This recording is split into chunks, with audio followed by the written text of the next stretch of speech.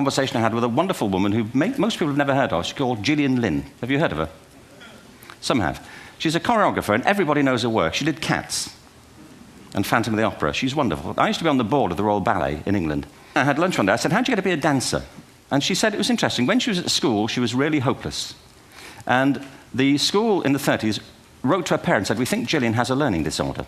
She couldn't concentrate. She was fidgeting. I think now they'd say she had ADHD. Wouldn't you? But this was the 1930s, and ADHD hadn't been invented, at this point. So it wasn't an available condition. People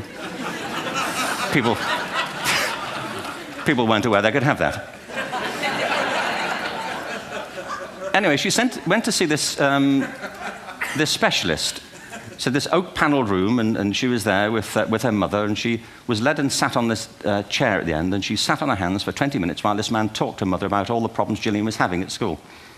And at the end of it, because she was disturbing people, her homework was always late and so on, little kid of 8, in the end, the doctor went and sat next to Gillian and said, Gillian, I've listened to all these things that your mother's told me. I need to speak to her privately. So he said, wait here, we'll be back. We won't be very long. And they went and left her. But as they went out the room, he turned on the radio that was sitting on his desk. And when they got out the room, he said to her mother, just stand and watch her. And the minute they left the room, she said she was on her feet, moving to the music.